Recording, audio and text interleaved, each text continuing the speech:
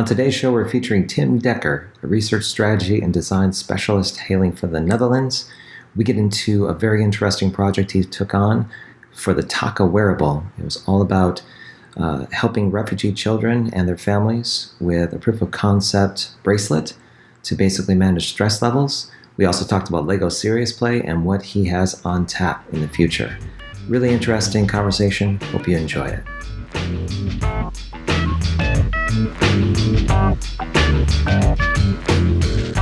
So Tim, originally when I reached out to you, I had come across your article called Lessons Learned on Designing for Kids. As soon as I got into the first couple of paragraphs, I was really intrigued, primarily because this is a topic for me personally with my 7-year-old son that I really focus on his learning and how he kind of gets up to speed with his education. But this was a whole different experience that you talked about, especially with how you worked with children, refugee children with PTSD. Why don't you tell the story of what this article covers and how you came to kind of work on this project? So this was part of my graduation project I did for a school in the Netherlands, where I first wanted to help refugees settling in the Netherlands. So I researched first a bit on integrating their social aspect, on getting new friends and actually getting some bearings in the new country. Very quickly, I found out that once they're settled and they got a school and a house to live in, they quite easily make friends and settle. Parents, it's a bit different story, but kids usually integrate quite fast. However, there were quite some instances where the kids were really having trouble with their symptoms of PTSD, because of course they have a very tough background. The journey itself is usually very hectic and can be quite traumatizing for them, especially with everything they've seen and them not being able to very control their own journey towards a new country. So that's where I decided to put my new focus on. And as I really wanted to dive in deep, I figured to actually involve those kids early on in the process and reach out to some psychotherapists to help involve in this project as well, as it was quite a fragile target group, to see how I can help cope those kids with their trauma. How difficult was it to find domain experts to kind of help with that in the design process of helping these children? Actually, finding those domain expert was way easier than it was to find the target group themselves, the kids. Either people responded very friendly and giving me more information, or they said they couldn't have time but knew other people would. So at the end, I reached out to a friend of a friend who had a psychotherapeutic practice who helps army soldiers, veterans, and he immediately was on board, and also some social workers that I involved early on in the process and kept going on. Usually first starting out by first interview and then asking them if they wanted to proceed, which actually was quite easy process. And how many people did you eventually reach out to try to get involved with this program, both families and kids? Quite a lot. I think I called almost the whole Netherlands. And I think 90% said no. Of course, very understandable because it's a very fragile target group. And I didn't want some schoolboy to mess around there, which I completely understand. But even after explaining them that I had domain experts who coached me in dealing with this fragility and sending them briefs beforehand, most schools or refugee centers still said no.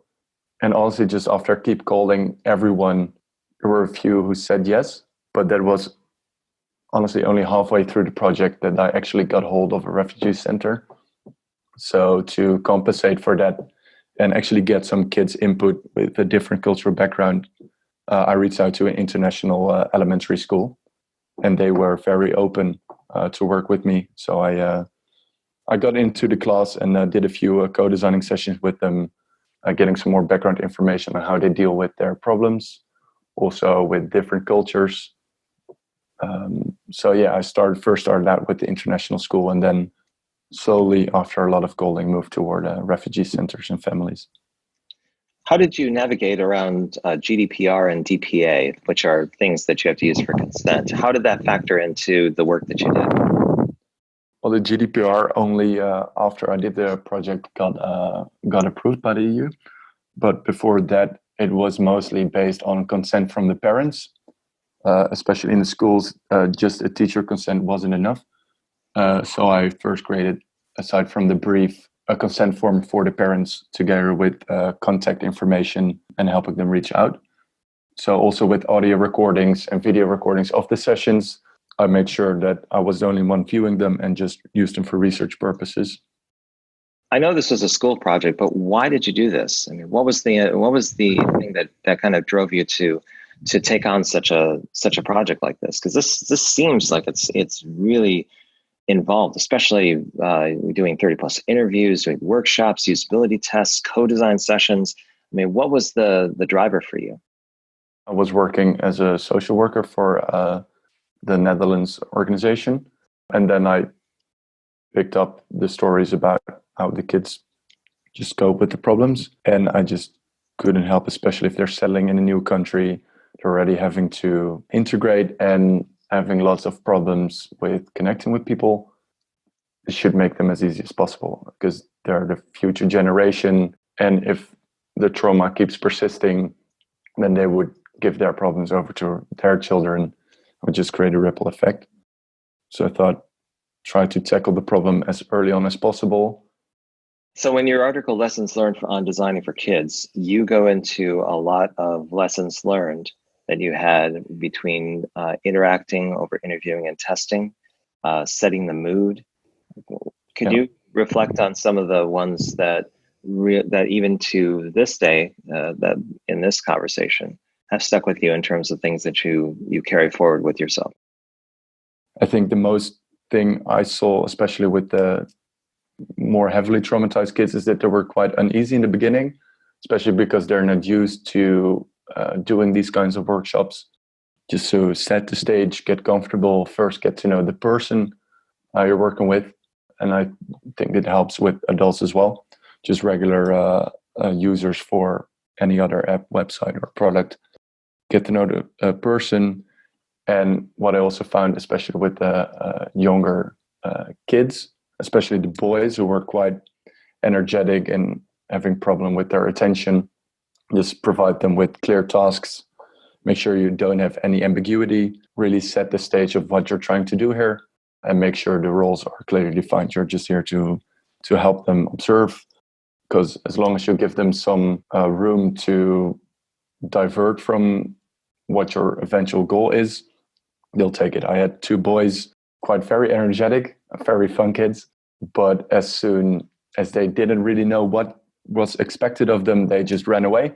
I had to chase after them, sweating all over, chasing them across the courtyard of the school and getting them back into the room. So to be a bit more firm with them and really said, okay, this is what we're going to do now. Here's an example. This is what to expect. And then they were actually they put all their energy towards the task and came up with great stuff. In the article also, you go into turning tasks into games, or how play breeds really creative discussion. Can you go into that a little bit? What I found first when I started out, I just interviewed the kids like I would normally do with any other adult. Quite a dry interview. Didn't get much response. They got quite bored, started talking to each other instead of me. I figured as much, well, they're playing anyway, let's just play together. So I got some Play-Dohs and asked them to make some kind of avatar and really played with them. And while we were playing, I would bring up discussions, talk about what they exactly made, what it meant for them. And I found that having something tangible there, something tangible to talk about, especially with the younger kids, really helped them put their thoughts into line. And actually quite recently, I did a Lego Serious Play session. You use the Lego stones to force people to think with their hands and direct the discussion at the Lego bricks instead of each other.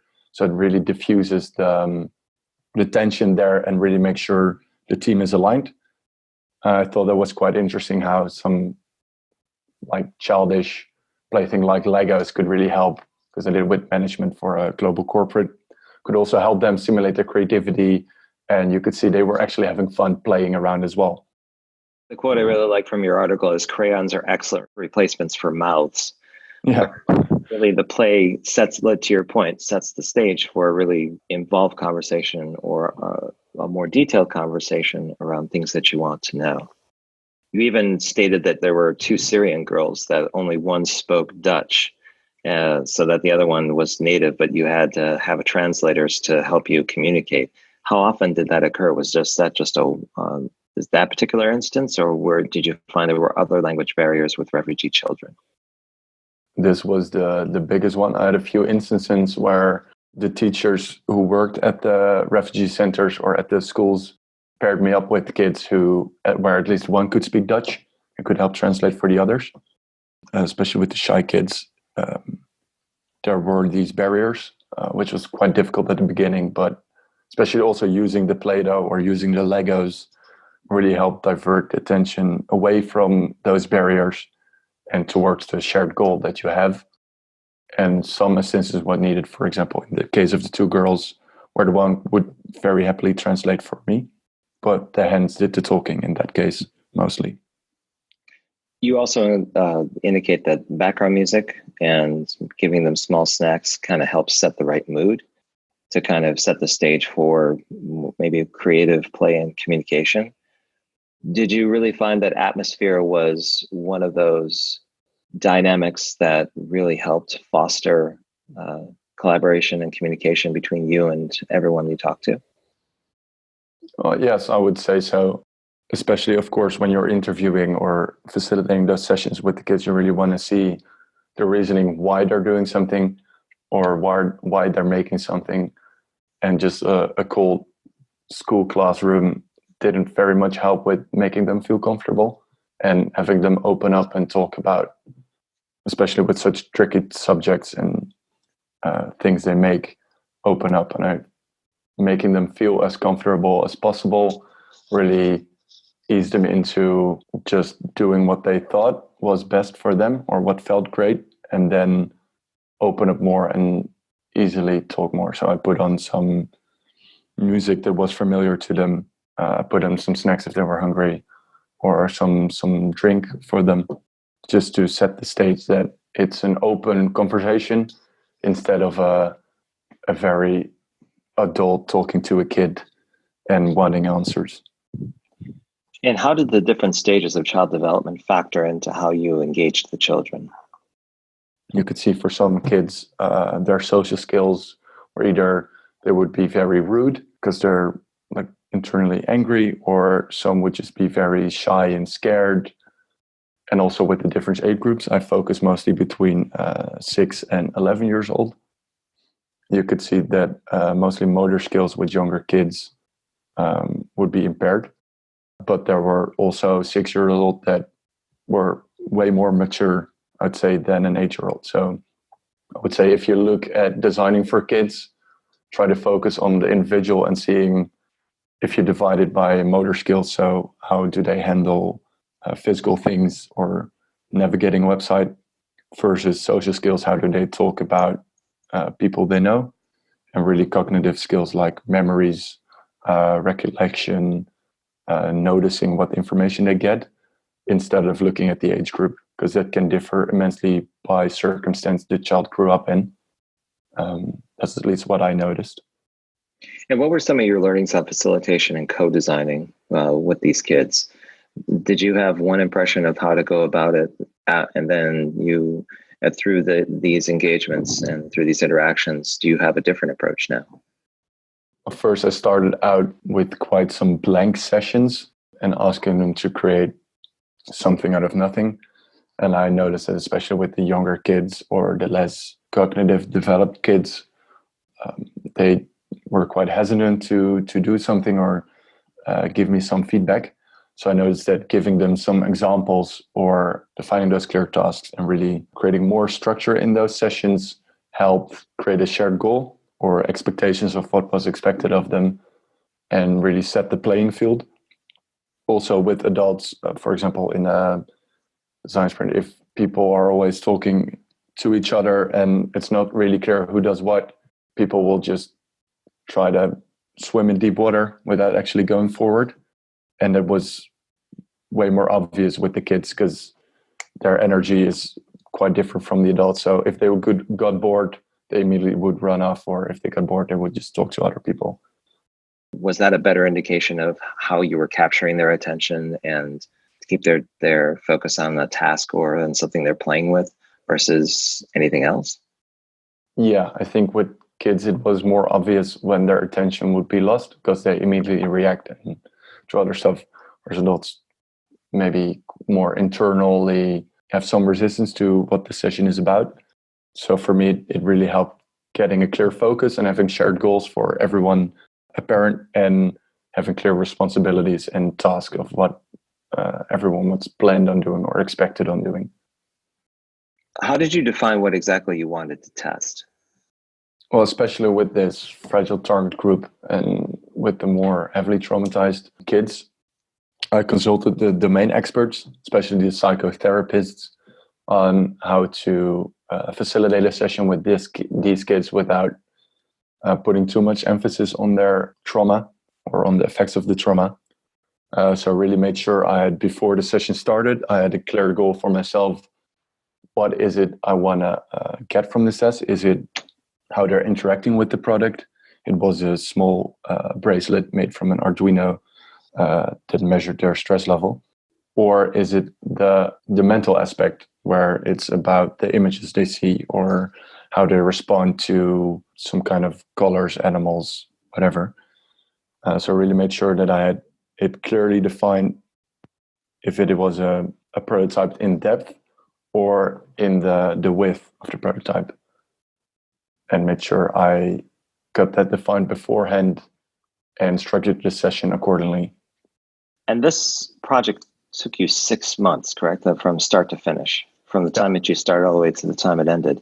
And the end result was something called TAQA, TAQA, which means inner energy in Arabic. The way you've defined it is that it combines elements from ergotherapy and psychotherapeutic methods, where you were attempting to create a mental safety net for children to turn to. How successful do you feel after going through the entire project? When I set out for the project, I wanted to create a tangible product, or at least look at the problem which created a necessity for a tangible product.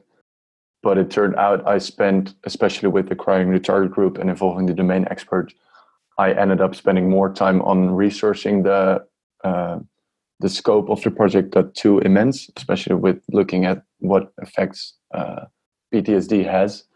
So I spent more time on the research and the early prototypes than I actually did on finishing up the proper design. But the psychotherapist I involved were really open to develop it further and really interested in how actually combining those design elements with existing psychotherapeutic and ergotherapeutic practices together, which was something they didn't see yet. So I think combining those different domains together using design was something that wasn't apparent to the domain experts before I started. And now they're very open and more prone to do it. My understanding is that you were in the process of acquiring funding and partners to realize and scale TAQA? TAQA. Yeah. TAQA. Okay. Do you foresee this potentially happening, or is it your hope that somehow this project becomes realized where it could potentially be something that a major organization takes up and runs with? Well, first of all, I definitely hope so. I think there's still definitely work to be done, especially in the scalability aspect. I really try to look at integrating sensors into existing material like t-shirts or bracelets, etc. But I didn't have enough time to really go in depth there. So I'm really looking for new possibilities in that sense. As far as it goes in psychotherapeutic practices, all the domain experts I talked to really wanted to integrate the product in their practice. Refugee centers I talked to were open to the idea. I do think they still need more a more tangible product for them to be convinced on actually giving it to the kids there. Well, I'll make sure that when this show eventually is published, that we feature a lot of the links that you include on your website, timdekker.net, about TAQA. Yeah. TAQA. Okay. Yeah, definitely. If there's anyone who knows someone who's open to working with refugees or just has any knowledge whatsoever, please, reach out. Do you still keep in contact with the parents or the children that you interviewed, or was it just considered a project and that the engagement was enough? I did keep in contact with 2 families for a while. I lived in another city then, and I did send some presents to the kids, but unfortunately, not anymore. We're not keeping that close contact. I get the occasional picture or a Christmas card, but that's it. You recently, as of this recording, you joined Kiwi.com. You're moving abroad to Czechia, and you're going to be part of a like service design. But what was really interesting to hear when I talked to you offline about it was the process that they used to discover who you were. If you could you explain that, please? Yeah, of course. Well, that was I got invited to join their design sprint actually in Bratislava in this case. So it was a combination of students or professionals anywhere around the globe. They flew them into Bratislava, and everyone got together, and it was about making travel more inclusive. And we did that sprint together and presented the case to the VP of product, and the CEO was there as well. They had a great time with everyone, and then they reached out to a few of those people there that they really wanted to invite them in the team. And a couple of months later, I'm here. Interesting. So the company itself flew out, not only did they fly out students and professionals, or did they just fly in professionals, but the students were local to the company? How did that work? No, it was just a mix of mostly the students were from around that area. So either Czechia or Slovakia or Germany, some. And the professionals were actually a mix of researchers, UX architects, visual designers, which was quite interesting. There was even a veterinarian who wanted to move into UX. So the mix of everything together, and they really did a great job at creating the right teams, making sure every team had the right skill set together to really make something cool. And how large was the design sprint team? Was it multiple groups? Yeah. So it was about 6 groups, I believe, of about 4 people up and around. And each group had a Kiwi.com employee there to guide them in the process or answer questions when needed. And how long did the design sprint take? Was it a single day? Was it a couple days? Yeah, so they structured it in 2 days. So the first day was mostly based on each group was kind of left to its own devices. They had a general agenda, but they really wanted to see how the groups would cope with this time issue and see how they understood design sprint methodology. So usually the first day was spent with first getting the map right, getting the right problem, and ideating a bit, and then the next day on prototyping, testing, and further designing. In 2 days? In 2 days, yeah. There was, I think, 2 hours of sleep among the groups, and everyone was knackered at the end. But no, it was a great time. Everyone was really gave it 150%, and some great stuff came out of it. And the ideas that were produced from those 6 or 7 individual design sprint teams, they were all for the purposes of kind of informing the company around a particular idea or market that they were interested in exploring or doing? I think from my point of view, what I mostly saw is it was A, for scouting talent, and B, for scouting opportunities for the company itself, or see where they could improve. But I talked to the employees there, and it was mostly for scouting new talent to join them at Kiwi.com, seeing as they're scaling really fast and need a bigger design team. Very interesting. But I think actually from one of the groups, they integrated recently a feature in the new app. You have a couple of other things that you're looking forward to, and one of them that you mentioned earlier was your interest in Lego Serious Play. What do you find really compelling about that process? I've done a few sessions now, and what I noticed there is I really like the aspect of getting everyone connected to the same problem. It's a very easy, low fidelity tool to align a whole team, especially of different disciplines who usually don't talk to each other on the same goal, and really focusing the problem on the bricks and not towards each other. So I think it really helps on structuring conversation. And also, I think using your hands to do the talking really stimulates the creativity. Connecting the blocks together really helps make connections that you didn't know where. A lot of analogies are being used when playing with the bricks. And I think that really helps creating solutions to problems that you couldn't have think of if you're just using a whiteboard or a piece of Post-it. How do you see Lego Serious Play working into your normal project process? Because you usually have a beginning where you do a bit of research or you figure out what your requirements are. Then between design and development, you produce something that the business needs to build out a new feature or a new product. How does Lego Serious Play kind of factor into that? Is it way towards the beginning? Does it kind of front run everything else? How does it usually fit? From my experience, it works better if the problem you're trying to solve is still a bit vague and you're not quite sure what the exact problem is or what opportunities to pursue. So I would maybe even put it before doing a design sprint if you want to really test out the waters of a problem space and using it as a tool for team communication instead of actually using it as ideation. So that could be anywhere in the process, but I think it's most useful in the beginning.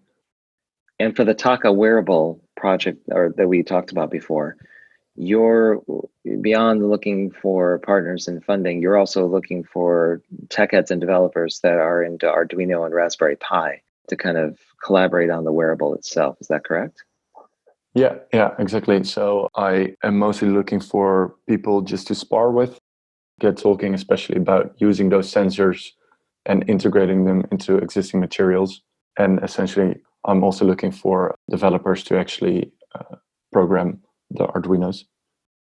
And if people want to reach out to you about the TAQA wearables or just to get in touch with you in general about your interests, your projects, maybe to collaborate with you, what are some online touch points that they can reach out to and start a discussion? Yeah, so they can go to my website, timdekker.net. You have all my social media links there, or I'm either active on LinkedIn or Twitter might be easiest, which is @it's_Tim Dekker. Are there any other social platforms that you frequent where people can find you as well? Well, I'm recently started writing some articles on medium.com and LinkedIn and my website. That's it. I'm subscribing as soon as I can find it. Great. If your articles are anywhere near the quality of the research projects, I'd be interested to kind of follow you and see what kind of work you do. Oh, thank you. Great to hear. And if you were to ask the podcast audience any particular question, what question would you want to ask them? Well, if there's anyone already working with refugee kids or applying Serious Play on a day-to-day basis, I'd love to just have a chat about it and hear other experience from other people. Great. So Tim, thank you very much for coming on the podcast. I had a great time talking with you about your TAQA wearable project. I hope I see more of it in the future. Yeah, you too, Robert. Thanks for letting me be on this podcast. Thanks for tuning in to the Dallas Design Sprints podcast. If you have a question or a comment, email me direct at robert@dallasdesignsprints.com. You could also find me hanging out on LinkedIn, Facebook, Instagram, Pinterest, and even Snapchat. You can check out all of Tim's projects and links in the show notes, as well as a couple of additional ones for some new newsletters that we've started up for the Global Virtual Design Sprint and the Referral Network. If you're interested in either one of those, sign up. That's it for now. We'll see you next time.